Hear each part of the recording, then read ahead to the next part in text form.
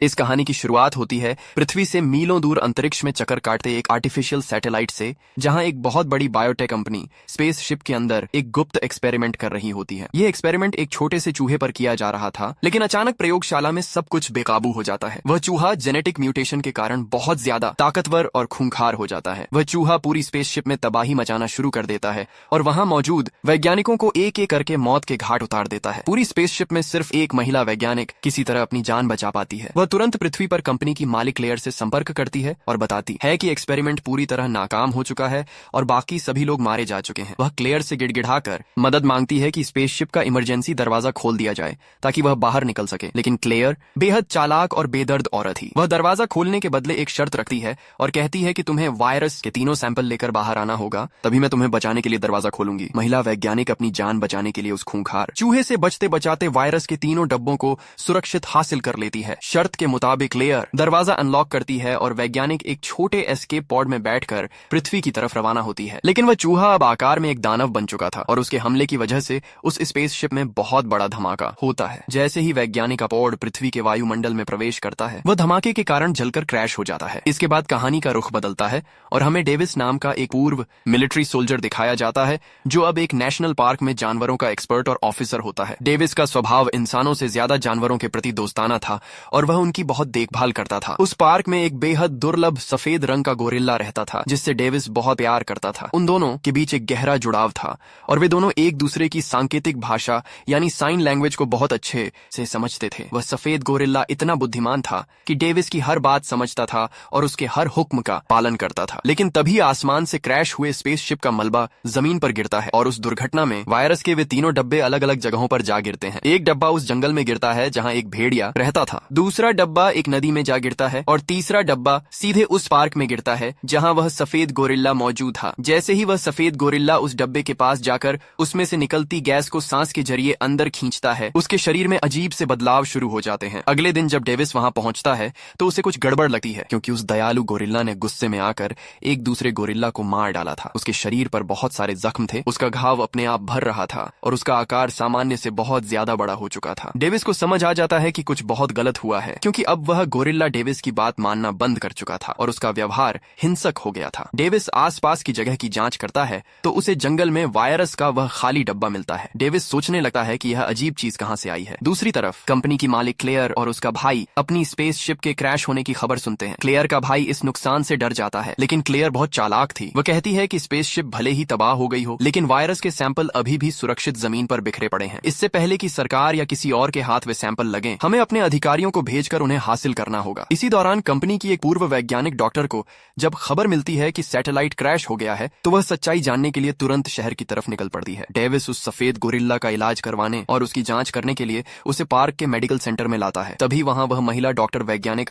पहुंचती है। वह डेविस को बताती है कि इस गोरिल्ला का डीएनए बहुत तेजी से बदल रहा है और ये एक खतरनाक जेनेटिक वायरस का असर है, जिसे कई ताकतवर जानवरों के डीएनए को मिलाकर बनाया गया है। वह समझाती है कि जो भी जीव इसे सांस के जरिए अंदर लेगा, उसके अंदर उन सभी जानवरों की असीम ताकत, आकार और आक्रामकता आ जाएगी। डेविस को उसकी बातों पर यकीन होने लगता है, क्योंकि गोरिल्ला का आकार आंखों के सामने बड़ा हो रहा था। अचानक गोरिल्ला को सिर में भयानक दर्द होता है और वह आपा खो देता है। वह मेडिकल सेंटर को तोड़कर बाहर भागने लगता है। डेविस उसे रोकने की कोशिश करता है, लेकिन गोरिल्ला अब किसी के काबू में नहीं था। तभी वहां मिलिट्री पहुंच जाती है और गोरिल्ला पर बेहोशी का इंजेक्शन चला देती है, जिससे वह बेहोश होकर गिर पड़ता है। दूसरी तरफ क्लेयर के भेजे हुए शिकारी उस जंगल में पहुंचते हैं जहां वायरस का दूसरा डब्बा गिरा था। क्लेयर और उसका भाई अपने ऑफिस की स्क्रीन पर सब कुछ लाइव देख रहे होते हैं। वे देखते हैं कि एक खूंखार भेड़िया उस वायरस की चपेट में आकर एक विशाल दानव बन चुका है। उसके पंजों के निशान जमीन पर बहुत गहरे और बड़े थे। शिकारियों की टीम डर जाती है, लेकिन वे उस भेड़िए पर फायरिंग शुरू कर देते हैं। वह भेड़िया इतना ताकतवर हो चुका था कि वह सभी शिकारियों को गाजर मूली की तरह काट डालता है और उन्हें बचाने आए मिलिट्री हेलीकॉप्टर पर पहाड़ियों से छलांग लगाकर हमला कर देता है। इधर शहर में एक सीनियर गवर्नमेंट एजेंट डेविस को गिरफ्तार कर लेता है। वे लोग बेहोश सफेद गोरिल्ला को एक बड़े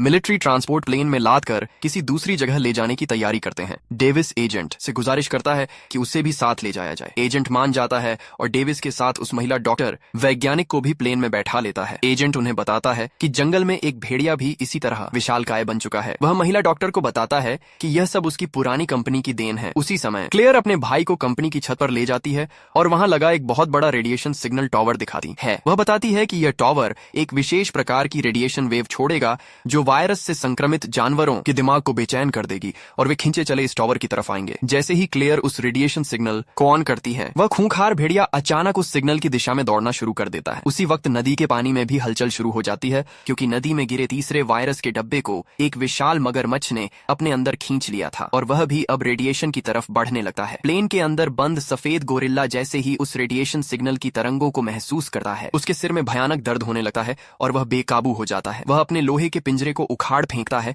और प्लेन के अंदर तबाही मचाने लगता है। डेविस हैरान रह जाता है कि अचानक इसे क्या हो गया। तब महिला डॉक्टर बताती है कि यह सब उस रेडिएशन सिग्नल की वजह से हो रहा है जो जानवरों को अपनी तरफ आकर्षित कर रहा है। गोरिल्ला प्लेन की दीवारों को फाड़ देता है, जिससे प्लेन क्रैश होने लगता है। डेविस हिम्मत दिखाकर उस गवर्नमेंट एजेंट की जान बचाता है और पैराशूट की मदद से प्लेन से कूद जाता है। प्लेन नीचे गिरकर तबाह हो जाता है और गोरिल्ला बचकर रेडिएशन की तरफ भागने लगता है। पैराशूट से नीचे उतरने के बाद वह एजेंट मिलिट्री से संपर्क करने की कोशिश करता है। डेविस अपने गोरिल्ला दोस्त की हालत को लेकर बहुत दुखी और गुस्से में होता है। वह महिला डॉक्टर पर चिल्लाता है कि यह सब उसकी कंपनी की वजह से हुआ है, लेकिन डॉक्टर सफाई देती है कि क्लेयर ने उसके भाई की जान लेने की धमकी देकर उससे यह काम करवाया था, लेकिन फिर भी क्लेयर ने उसके भाई को मार दिया। वह बताती है कि उसके पास इस वायरस का एंटीडोट यानी टीका बनाने का तरीका मौजूद है, जो उस शहर की मुख्य लैब में रखा हुआ है और वे गोरिल्ला को बचा सकते हैं। डेविस उसके साथ जाने के लिए तैयार हो जाता है। उधर मिलिट्री क्लेयर के ऑफिस पहुंच जाती है, क्योंकि उन्हें शक था कि क्लेयर गैर कानूनी प्रयोग कर रही है। वे पूरी बिल्डिंग की तलाशी लेते हैं, लेकिन क्लेयर और उसका भाई पहले से ही अपना सामान पैक करके भागने की फिराक में होते हैं। मिलिट्री उस जगह पहुंचती है जहां डेविस, डॉक्टर और एजेंट मौजूद थे और उन्हें मिलिट्री बेस ले आती है। वे उन्हें उस दानवी भेड़िए की तबाही का वीडियो दिखाते हैं। महिला डॉक्टर मिलिट्री को चेतावनी देती है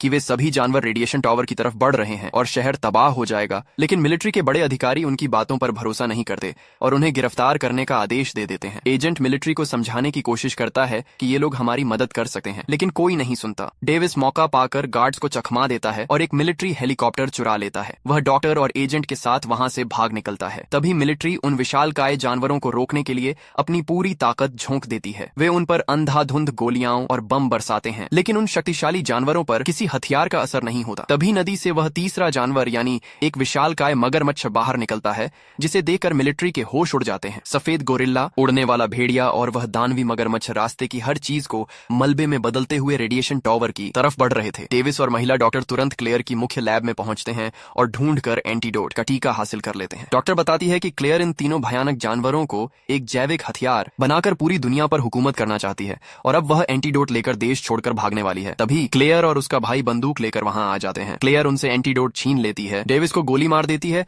और महिला डॉक्टर को बंधक बनाकर अपने साथ ले जाती है ताकि उसका इस्तेमाल करके सुरक्षित निकल सके। लेकिन डेविस मरा नहीं था, वह सिर्फ जख्मी हुआ था। वह गोरिल्ला रेडिएशन टावर की छत पर पहुंच जाता है और गुस्से में आकर टावर को तोड़ने लगता है, जिससे पूरी इमारत हिलने लगती है। डेविस वहां पहुंचकर डॉक्टर को क्लेयर के चंगुल से छुड़ाता है। क्लेयर का डरपोक भाई अपनी बहन को अकेला छोड़कर भाग जाता है। डेविस और डॉक्टर एक चालाकी करते हैं। वे एंटीडोट का टीका गुप्त रूप से क्लेयर के बैग में छिपा देते हैं। गुस्से से पागल हुआ गोरिल्ला क्लेयर को उठाता है और अपने मुंह में निगल लेता है। क्लेयर के साथ साथ वह एंटीडोट भी गोरिल्ला के पेट में चला जाता है। डॉक्टर डेविस को बताती है कि इस एंटीडोट का असर शुरू होने में कम से कम 10 मिनट का समय लगेगा। दूसरी तरफ भाग रहे क्लेयर के भाई को वह गवर्नमेंट एजेंट पकड़ लेता है और उससे वायरस से जुड़े सारे सीक्रेट कागजात छीन लेता है। अब वह मगरमच्छ भी रेडिएशन टावर के पास पहुंच जाता है और तीनों जानवर मिलकर उस 100 मंजिला इमारत को गिराने लगते हैं। डेविस और डॉक्टर एक हेलीकॉप्टर में बैठकर किसी तरह ढहती हुई बिल्डिंग से बाहर निकलते हैं। इमारत के जमींदोज होते ही एंटीडोट का असर शुरू हो जाता है और गोरिल्ला के दिमाग का पागलपन खत्म होने लगता है। उसकी आंखों की आक्रामकता दूर हो जाती है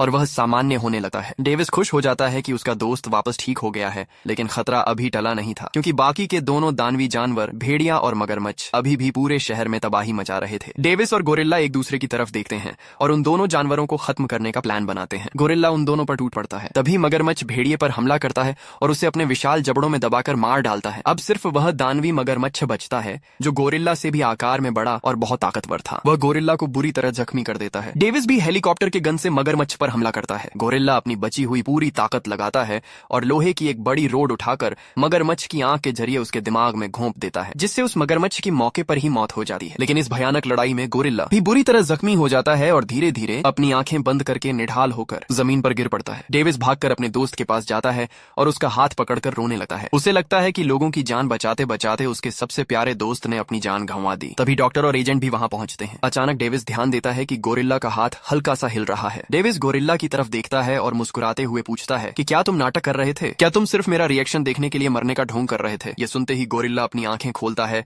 और एक शैतानी मुस्कान पास करता है। वह साइन लैंग्वेज में मजाक उड़ाते हुए इशारा करता है कि जब तुम्हें लगा मैं मर गया तो तुम रो रहे थे ना। डेविस हंसते हुए कहता है बिल्कुल भी नहीं। और इसी बेहद खूबसूरत, भावुक और सुखद मोड़ के साथ यह फिल्म खत्म हो जाती है।